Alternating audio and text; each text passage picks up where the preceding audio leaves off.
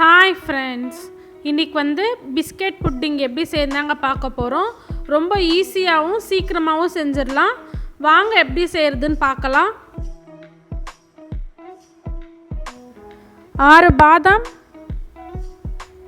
இது கூட 6 முந்திரி,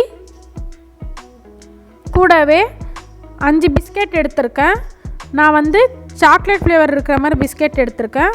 உங்களுக்கு தேவையான பிஸ்கெட் நீங்கள் எடுத்துக்கோங்க. இதை மிக்ஸி ஜாரில் உடச்சி சேர்த்துக்கலாம். இப்போ பவுட்ரு பண்ணி எடுத்துக்கலாம். பவுட்ரு பண்ணியாச்சு. இது தனியாக எடுத்து வச்சிடலாம்.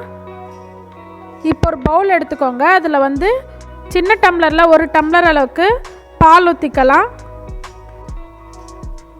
பவுட்ரு பண்ணி வச்சுருக்க பிஸ்கெட்டை 2 ஸ்பூன் சேர்த்துக்கலாம். இது கூட கஸ்டர்ட் பவுடர் 2 ஸ்பூன். இப்போ கட்டி இல்லாமல் மிக்ஸ் பண்ணி விட்டுக்கலாம்.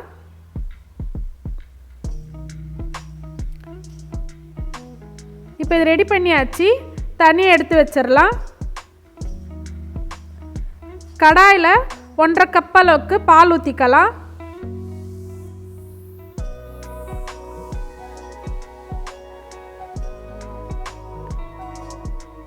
ஒரு வாட்டி நல்லா கலந்து விட்டுக்கலாம். பால் அடி பிடிக்காமல் பார்த்துக்கோங்க.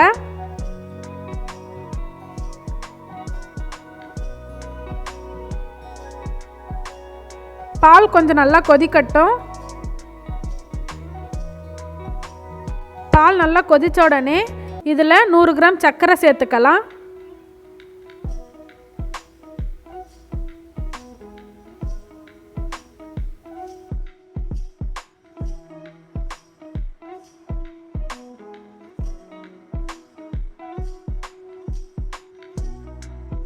இப்போ இதிலிருந்து 2 கரண்டி பால் எடுத்து ஒரு கிண்ணத்தில் ஊற்றிக்கலாம்.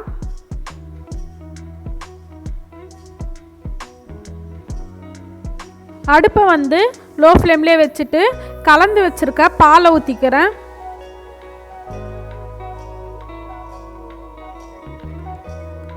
ஊற்றிட்டு கைவிடாமல் கலந்து விட்டுக்கலாம்.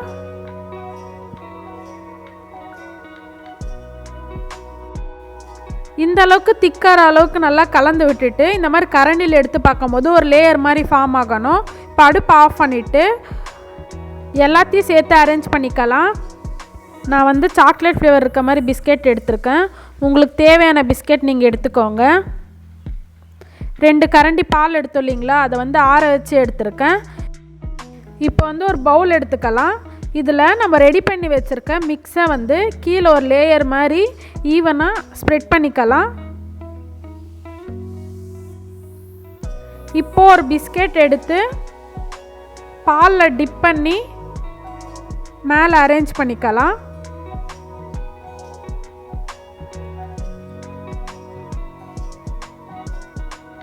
நீங்கள் எடுக்கிற பவுலை பொறுத்து பிஸ்கெட்டை அரேஞ்ச் பண்ணிக்கோங்க.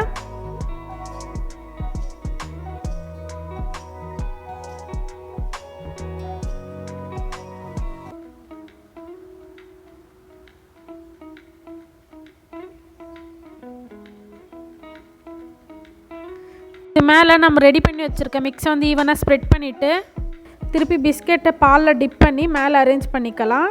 எத்தனை லேயர் வேணுமோ அத்தனை லேயர் அரேஞ்ச் பண்ணிக்கோங்க.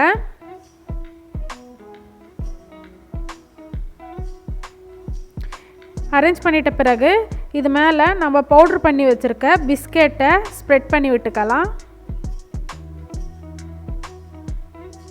இப்போ இது ரெடி ஆகிடுச்சு.